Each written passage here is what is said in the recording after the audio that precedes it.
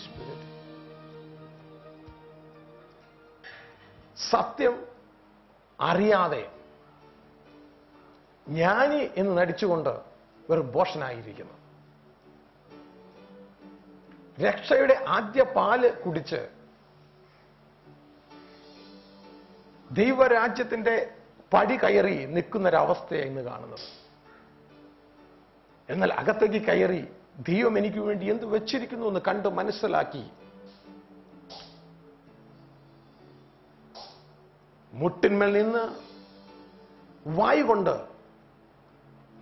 ഈ ലോകത്തെ തിരിക്കുന്ന മക്കളായി നാം തീരുവാൻ ദൈവം ആഗ്രഹിക്കുമ്പോൾ അതിന് കഴിയാതെ വെറും ഒരു രക്ഷാപരിജ്ഞാനം മാത്രം വെച്ചുകൊണ്ട് നയിക്കാൻ ശ്രമിക്കുമ്പോൾ പരാജയമടയുകയാണ്.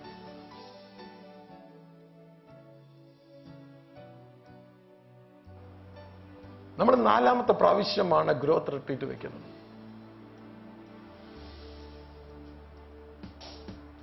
ആദ്യത്തെ പ്രാവശ്യം ദൈവത്തിന്റെ ആത്മാവ് സംസാരിച്ചതല്ല 2ാമത്തെ പ്രാവശ്യം സംസാരിച്ചത്.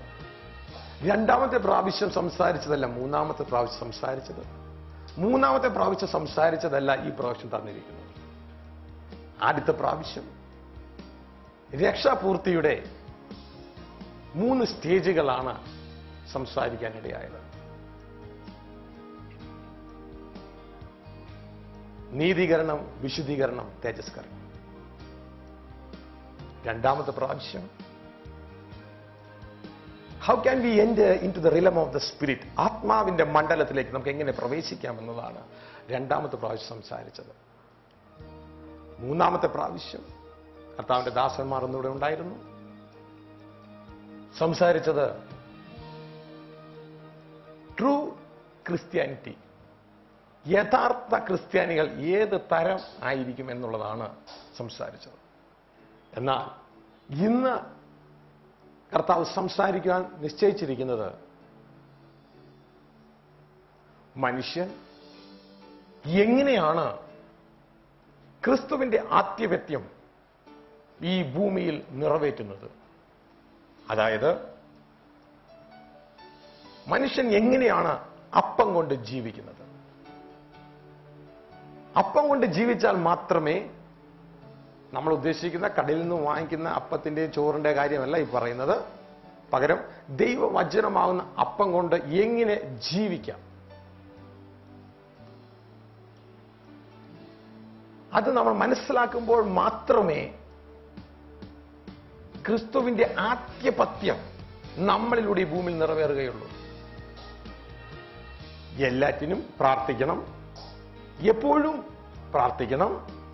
എന്നാൽ എപ്പോഴും പ്രാർത്ഥിച്ചുകൊണ്ടിരിക്കാൻ വേണ്ടി മാത്രമല്ല ദൈവം നമ്മളെ വിളിച്ചിരിക്കുന്നത്, പകരം രാജാവ് എന്ത് ചെയ്യുന്നുവോ അത് രാജകുമാരന്മാരും ചെയ്യുവാനാണ് വിളിച്ചിരിക്കുന്നത്. മനസ്സിലായില്ല? നമുക്കൊരു പേരുണ്ട്. 1 പത്രോസ് 2:9 പറയുകയാണ്, നാം രാജകീയ പുരോഹിത വർഗമാണ്.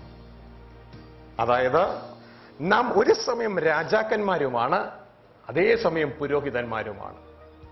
സ്തോത്രം. പുരോഹിതൻ ദൈവത്തോട് ഇടപെടും, ദൈവത്തെ സ്തുതിക്കും, ദൈവത്തിൽ നിന്ന് പ്രാപിച്ച മനുഷ്യർക്ക് കൊടുക്കും, മനുഷ്യരുടെ കാര്യങ്ങൾ ദൈവത്തെ അറിയിക്കും. എന്നാൽ രാജാവ് അതല്ല ചെയ്യുന്നത്. രാജാവ് കാര്യങ്ങളെ നടപ്പിലാക്കും. രാജാവ് കാര്യങ്ങളെ നടപ്പിലാക്കും. സ്തോത്രം. ഇന്ന് ദൈവം ആഗ്രഹിക്കുന്ന കാര്യങ്ങൾ സ്വർഗത്തിൽ എന്നതുപോലെ ഭൂമിയിൽ നടക്കുവാൻ പ്രാർത്ഥിച്ചുകൊണ്ടിരിക്കേണ്ടവരല്ല, നമ്മൾ നടപ്പിലാക്കേണ്ടവരാണ്. നമ്മൾ പുരോഹിതൻ പ്രാർത്ഥിക്കുന്നു, ദൈവം എന്ത് നടപ്പിലാക്കണമെന്നുള്ള അറിവ് തന്റെ വചനത്തിലൂടെ തന്റെ ചിന്തയിൽ കൊടുക്കും. അത് ദൈവ പൈതങ്ങൾ, ദൈവദാസന്മാർ, ദാസിമാർ ഈ ഭൂമിയിൽ നടപ്പിലാക്കാൻ പ്രാർത്ഥിക്കുകയല്ല പിന്നെ ചെയ്യുന്നേ, നടപ്പിലാക്കും. സ്തോത്രം. എന്നാൽ വെറും ഒരു രക്ഷ ആ വാക്യം മാത്രം ശേഖരിച്ച് ആരാധിച്ച് മുന്നോട്ടേക്ക് പോകുമ്പോൾ നമുക്കതിന് കഴിയില്ല. എങ്ങനെ കഴിയുമെന്നുള്ള തിരുവചനത്തിലൂടെ നാം മനസ്സിലാക്കി ഒരു ഫെയ്ത്ത് ഇൻ ഗോഡ് കൊണ്ട് മാത്രം. ശ്രദ്ധിച്ചു കേൾക്കണം, വേർഡുകൾ ശ്രദ്ധിച്ചോളണം. ഈച്ച് വേർഡ് വള്ളി പുള്ളി ഇമ്പോർട്ടൻറ്റ്. ദൈവത്തിൽ ഉള്ള വിശ്വാസം കൊണ്ട് മാത്രം അത് നടക്കില്ല. ശ്രദ്ധിച്ചു കേട്ടോളണം. ദൈവത്തിൽ, ഫെയ്ത്ത് ഇൻ ഗോഡ് ഉള്ളത് കൊണ്ട് മാത്രം അത് നടക്കില്ല. ഫെയ്ത്ത് ഇൻ ഗോഡിൽ നിന്ന് ആരംഭിക്കുകയും ഉയർന്ന നിലവാരത്തിലേക്ക് കടന്നു വരികയും ചെയ്യുന്ന മറ്റൊരു ഫെയ്ത്ത് ഉണ്ട്, ഫെയ്ത്ത് ഓഫ് ഗോഡ്, ദൈവത്തിന്റെ വിശ്വാസം. ഇത് ഉണ്ടെങ്കിൽ മാത്രമേ ആ കാര്യം നടക്കുകയുള്ളൂ. ശ്രദ്ധിച്ചു കേൾക്കുക. അങ്ങനെ ഒരു വിശ്വാസം നമ്മൾ പ്രാപിക്കുന്നുവെങ്കിൽ നമുക്ക് ദൈവം ആഗ്രഹിക്കുന്ന രീതിയിൽ നമുക്ക് കാലാവസ്ഥയെ നിയന്ത്രിക്കാം.